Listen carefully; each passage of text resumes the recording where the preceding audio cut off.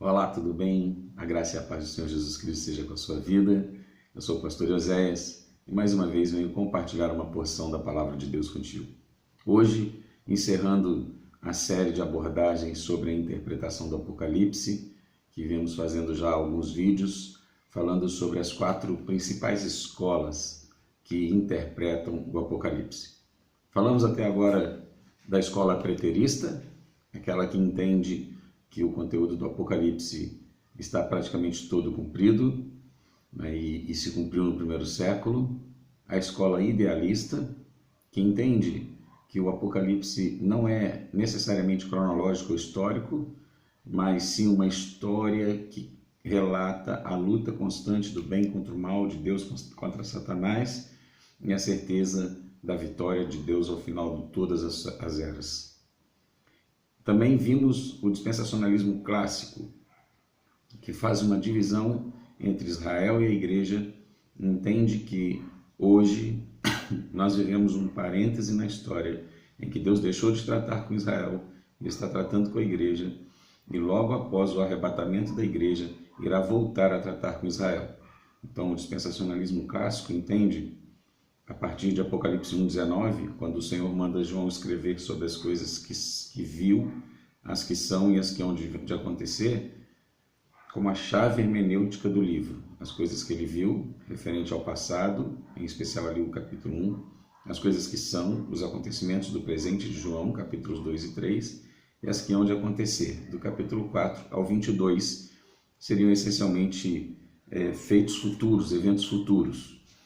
E do capítulo 4 ao 22, onde simboliza ali o arrebatamento da igreja, e do 4 e do 5 ali, mostrando o trono de Deus, até o final do livro, tudo ainda estaria por acontecer.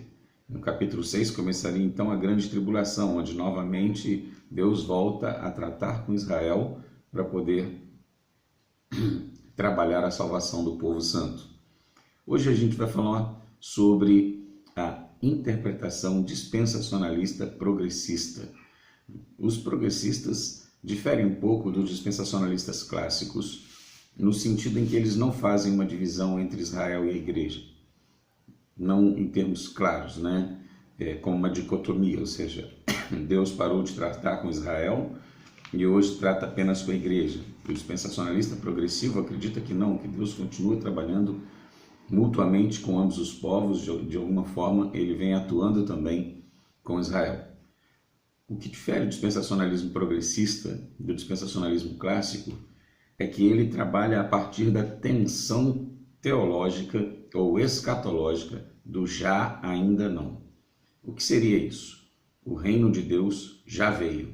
O apóstolo João trabalha muito esse tema no seu evangelho e, consequentemente, teria aplicado também no Apocalipse. Em João, no evangelho de João, Jesus constantemente está dizendo que o reino de Deus já chegou, que a vida eterna já é um fato e não uma promessa escatológica, mas já é um fato na vida da igreja, dos discípulos dele, e que o seu reino já está implantado em funcionamento, porém não plenamente manifesto. Então já o reino de Deus existe, está implantado, Jesus já é o rei, ele já governa sobre todos, e então as realidades espirituais do reino já são sentidas pela sua igreja. Mas ainda não se consumou plenamente. No pensamento dispensacionalista progressista, todo o livro do Apocalipse relata 2 realidades paralelas, que se sobrepõem uma à outra. Então, o livro do Apocalipse trataria, e ele trabalha também como chave hermenêutica, o versículo 19 do capítulo 1, que é as coisas que são, as que hão de acontecer, as que você viu, as que são e as que hão de acontecer. Ele trabalha ainda o Apocalipse 1 a partir dessa premissa, só que com uma divisão dupla e não tripla, como faz o dispensacionalista clássico. Então ele entende que as coisas que viu, aquilo que João presenciou tal, e que ele relata no capítulo 1 também da visão que ele teve de Jesus, as que são, que compreenderiam o capítulo 2 até o 22, e as que hão de vir, ou que hão de acontecer, que também estariam inseridas do capítulo 2 até o 22. Porque as duas visões estariam inseridas, sobrepostas em todos esses capítulos, por conta da teologia do já, ainda não. Ou seja, aquilo já aconteceu no primeiro século, o Apocalipse seria parecido ali com o pensamento preterista, uma palavra de Deus para aquela igreja, ou melhor, para aquelas 7 igrejas da Ásia, que representam a plenitude, a totalidade das igrejas, sobre uma realidade que eles estariam vivendo, e também falando sobre a destruição de Jerusalém no ano 70, e chamando Jerusalém ali de Babilônia, né, igualando Jerusalém a mulher montada sobre a besta, que seria a corrupção do povo de Deus, e como sendo então aquela profecia apontando para Israel naquele período do primeiro século. E tudo então se cumpriria, ou melhor, se cumpriu naquele tempo.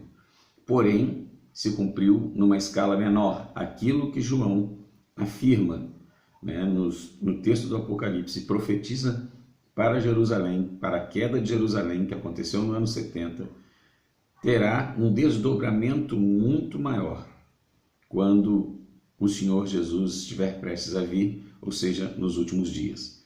No pensamento joanino, segundo a escola dispensacionalista progressista, há elementos ali na profecia do Apocalipse que são de duplo escopo, ou quase toda a profecia é de duplo escopo, 2 alvos.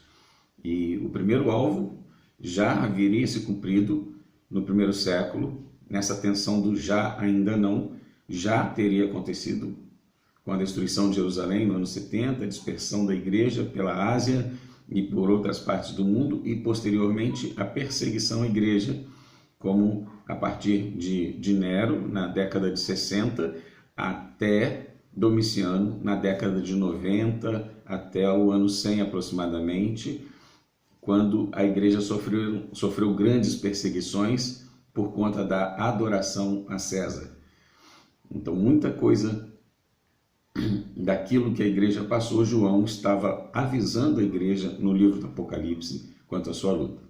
Porém, há ali elementos, na visão dispensacionalista progressista, que irão se cumprir ainda. E aí ganham um significado muito maior, porque aquilo que aconteceu no primeiro século, naquela escala regional ali da Palestina, da Ásia, da Europa, acontecerá nos últimos dias em todo o mundo. E em todo o mundo essa profecia do Apocalipse se cumprirá plenamente. Portanto, a carta às 7 igrejas se aplicam às igrejas contemporâneas, nas igrejas dos nossos dias e de todas as eras, que vivenciam alguma daquelas realidades no seu dia a dia. Algumas igrejas podem estar vivendo a realidade de Sardes, outras a de Filadélfia, outras a de Tiatira, e assim sucessivamente, a de Éfeso, Laodiceia e por aí afora. E todas as nossas igrejas se encaixam em uma dessas realidades, segundo esse pensamento. E dentro dessa tensão, nós estamos vivendo o já do reino de Deus, que está em nós, que faz parte da vida da igreja, e que então vive em tensão com o mundo, que pensa diferente, que ataca a igreja, que odeia a igreja, e também vivendo a realidade do ainda não, que é o reino que será manifesto, e vivendo na expectativa desse ainda não, quando todas as profecias referentes aos últimos dias, como o pensamento dispensacionalista clássico, o arrebatamento pré-tribulacional da igreja, nisso o progressista concorda com o dispensacionalista clássico, a igreja seria arrebatada antes da grande tribulação, o tratamento de Deus para a salvação de Israel, e ao final de tudo, a parousia, o retorno de Cristo com a igreja para estabelecer o seu reino milenial e reinar sobre toda a terra, como cumprimento da promessa de Deus a Davi, lá em 2 Samuel capítulo 7.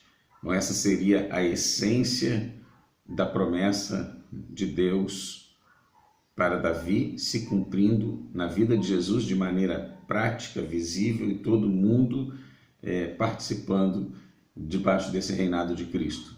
E ao final de tudo, com a prisão da soltura de Satanás ao final dos 1000 anos, a guerra de Gog e Magog, a destruição dos exércitos de Satanás, a implantação do juízo final e então a instauração do reino de Deus como o ainda não se cumprindo, a instauração plena, novos céus e nova terra, onde habita a justiça, capítulos 21 e 22. Em suma, essa é a visão do dispensacionalismo progressivo, que combina, de certa forma, as outras 3 visões anteriores. Ele entende que aquilo que o Apocalipse relata já aconteceu sim, conforme o preterista também afirma. Porém, aconteceu na escala do já. Muita coisa já aconteceu na escala menor, de Deus tratando com Israel, né? Ou todas as coisas aconteceram numa escala menor. Ele entende também como idealista, ou seja, é preciso uma perseverança, uma vez que vivenciamos a realidade do já, ainda não. Então é preciso perseverarmos até que o reino de Deus se consuma plenamente. E, por fim, ele é dispensacionalista, como em muitos pontos em comum com o dispensacionalismo clássico, é pré-tribulacionista, é pré-milenarista, tem muitos aspectos semelhantes ao dispensacionalismo clássico, embora não faça uma divisão entre Israel e a igreja em termos de que Deus parou de tratar com Israel e está tratando com a igreja. Ele faz uma separação entre Israel e a igreja como sendo 2 povos distintos e que, portanto, Deus tratará em um momento específico só com Israel, que será na grande tribulação, e ele entende, né, que em todas essas eras o Senhor está trabalhando para a salvação por meio da graça, porém com propósitos específicos em cada uma dessas eras ou dispensações. Essa é basicamente a visão dispensacionalista progressiva.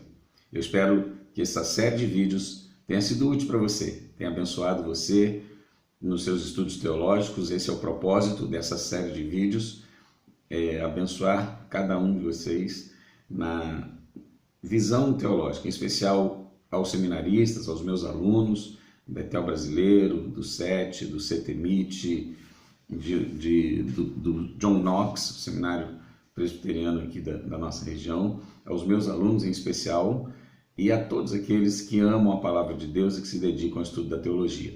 Que o Senhor nosso Deus os abençoe, que o Senhor nosso Deus multiplique, né, as suas alegrias. Sim, preciso mencionar também o Ser Forte, o Centro de Formação Teológica, outro seminário com o qual trabalho. Que a boa mão de Deus esteja sobre vocês. Muito obrigado. E se vocês quiserem sugerir temas teológicos para próximos vídeos, né, a gente pode trabalhar em cima deles. Eu pretendo falar sobre hermenêutica, exegese, homilética, alguns desses temas a partir da próxima semana. E você pode sugerir também, é só colocar aí nos comentários. Se você gostou, curte o vídeo, compartilha com pessoas com quem você deseja compartilhar, julga que será útil e abençoe. Amém? Fica com Jesus e que Deus te abençoe.